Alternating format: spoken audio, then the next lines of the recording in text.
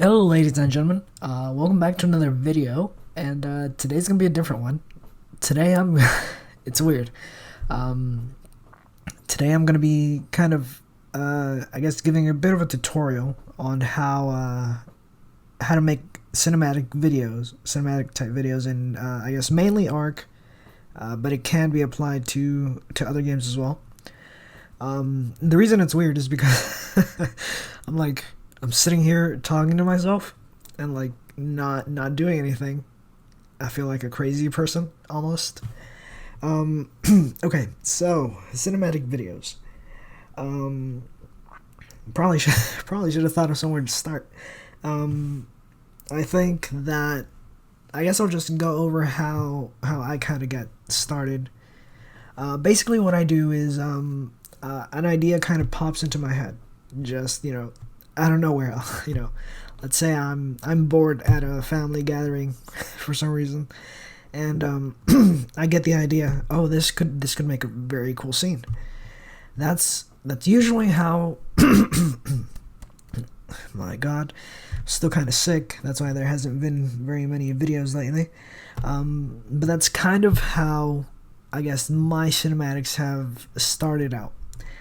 They start out as an idea for one little scene, and from there I just kind of tuck that away in the back of my head for a while, and I'll think about it as I go through my day to day. I'll think, okay, how can I make the scene, or things like what kind of story can I make that would require a scene like this kind of. Sometimes I will sit down and I'll think about it for 30 minutes, let's say. Other times I'll just kind of casually think about it as I'm doing other things. But basically I put a storyboard together in my head, eventually, however long it takes me to do so. I think a good tip is, despite I myself not doing this, is maybe drawing out a storyboard. You don't need anything fancy, just kind of in a journal, draw out the scenes, dialogue if that's the route you want to go in.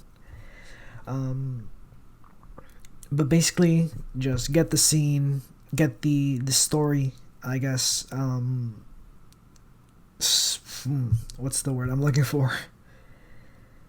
Set up your story as you want it to. You still can't change it, obviously, if things don't work out or if you get something new.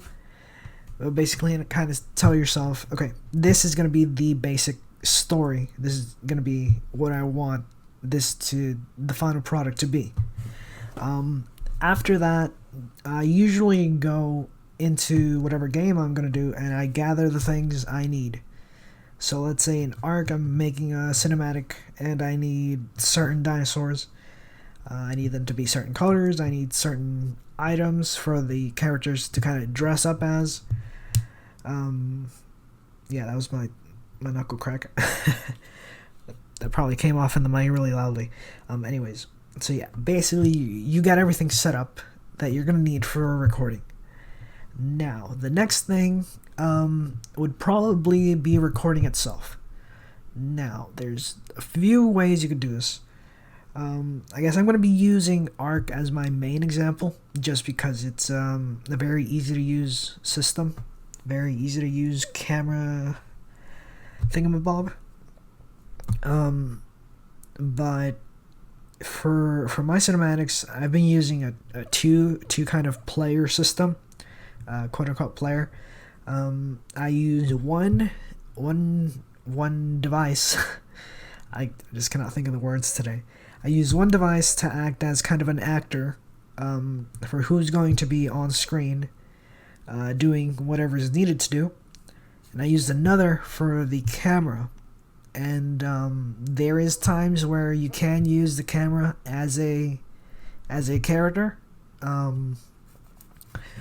If your character is going to be static in that scene, if he's not going to move, in Ark anyways, you can use him as both the camera and the character you want to use him in for that scene. and then you have your other account be the character that's going to be moving actively throughout the scene. So yeah, that's kind of how I do things for recording characters. A 2-camera system. You could probably pull off a 1-camera system. I know other people have, but it would probably require a lot more work, and it would probably be a lot more difficult. What I've found is, the more cameras / actors you have, or devices, the easier things kind of become. There's kind of two sides to things regarding that, because you have to kind of give the actors instructions, which can make it more difficult. But the more actors you have available, the more dynamic scenes can be. So I guess that's kind of part one. The planning through starting stage, I guess you could call it. So part two. Part two is mainly going to be scene composition. I can't English today. So scene composition.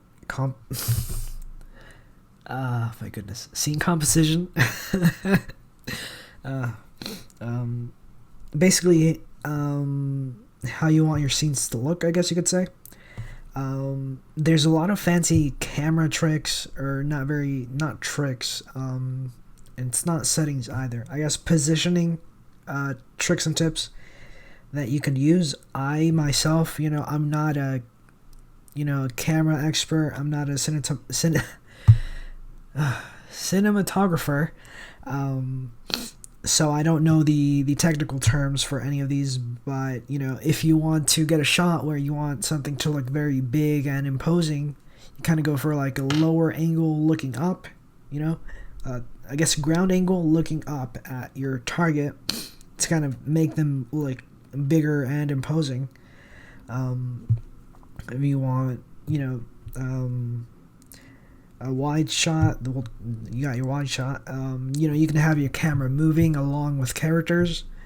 You could do that while we're actually recording, and you could also do it while in post. Though in post you don't get as much freedom, and you could be limited because of your editing software. I use iMovie for all my projects. It's easy, but it doesn't have as many features as some other programs I've seen. I've seen a lot of people use I think KineMaster. What's some other stuff? Luma Fusion, I believe it's called, is something else I've seen other people use. But back to scenes. So it's very much setting up your characters in a way as to you basically play the scene out in your head, and then you set it up to happen. It's very I'm not saying things in the best way, but I hope I'm getting my point across.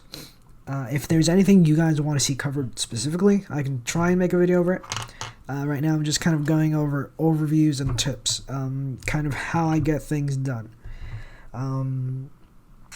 Now, another good thing to keep in mind is tricks that you can use to get certain shots, or certain shots.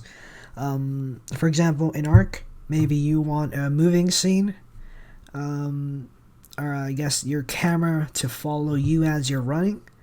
You could always use editing to kind of slowly zoom in toward your character, but that doesn't always work as well. You could have your secondary camera riding on a dinosaur, and then having the dinosaur follow you, and then record that. That could work. It all depends mostly on what you want to do and how it can be accomplished. And sometimes it may seem almost impossible, but kind of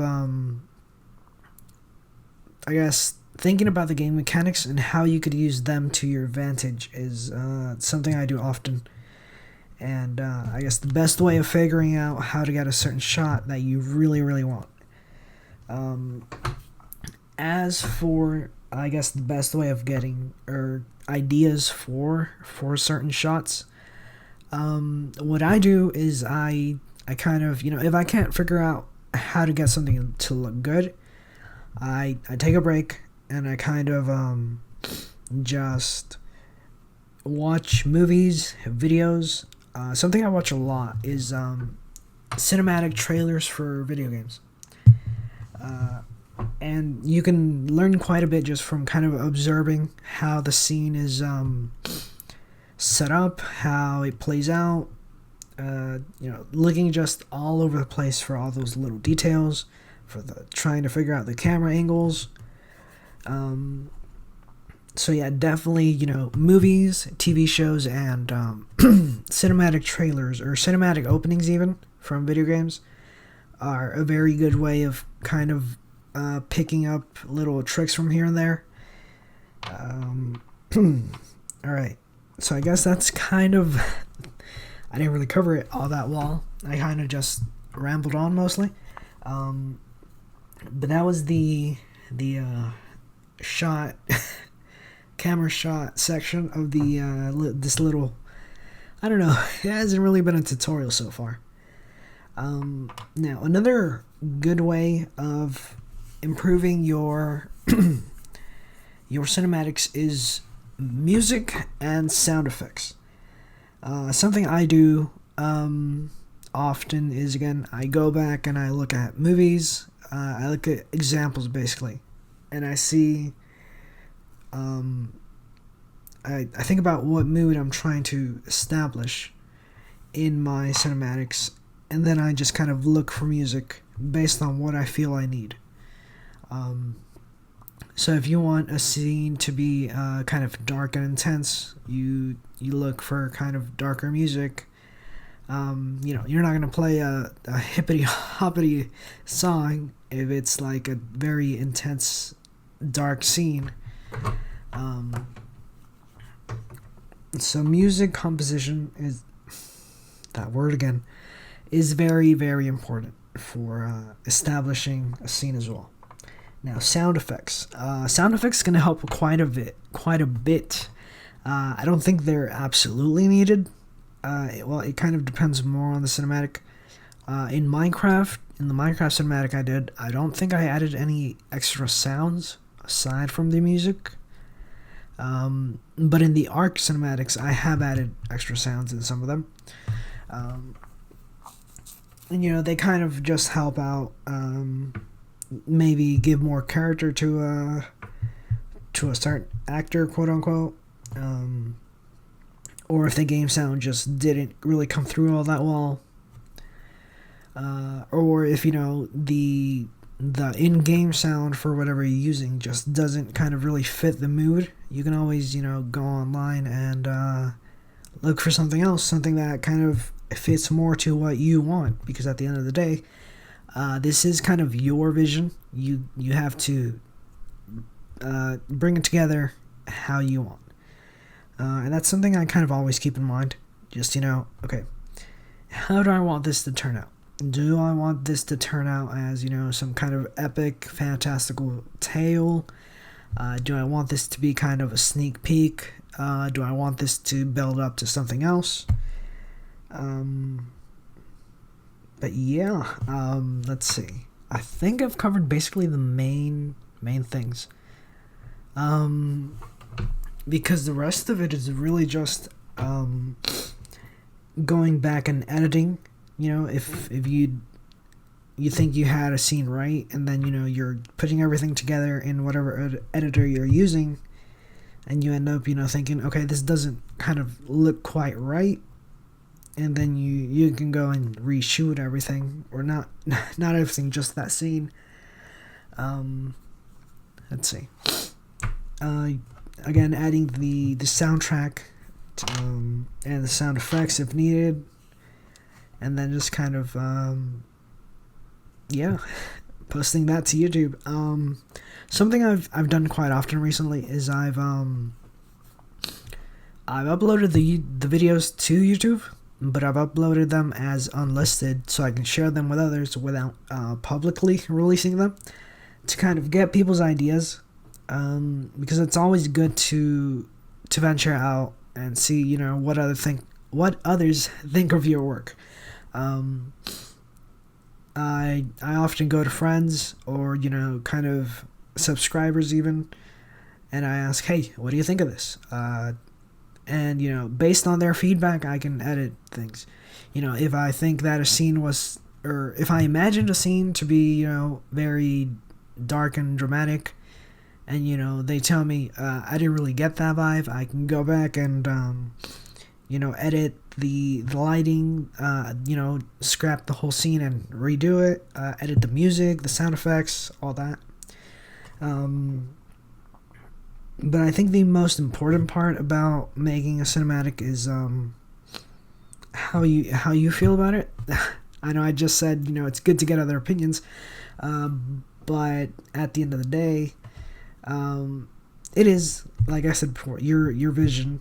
You know, you are making your own movie, your own story, and it's something you should stay kind of true to. You know, I guess I'm a little confused on what I'm trying to say, but keep your story, I guess. You know, it's good to get opinions from others, but, you know, if they're telling you to change too much and you're not liking it as much, then, you know, don't change everything. Stay true to yourself. But yeah, I think that'll be it for today. Just kind of a quick tutorial, tip giving kind of video. Obviously, actually, there's one more thing I want to talk about. Field of view. This is a very important one, surprisingly, but field of view can affect how your scene looks. I can't explain it myself, but obviously I'll put up a clip. But yeah, field of view, very important. I don't know how to explain it, but hopefully it does come off well in the video, in post. If you guys have any questions, drop them down below in the comments. You know, let me know if you thought this was helpful at all. I really don't think it probably was, but yeah. Send me your cinematics if you do end up making any. I'd love to see them. Because that's kind of at the end of the day why I'm making this video. I want to see what other people do with what I can share and teach to them. But with that being said, I'm gonna leave you guys here. Have a great day, guys. Leave a like, subscribe, all that. And yeah, I said those out of order, but it's okay. Later.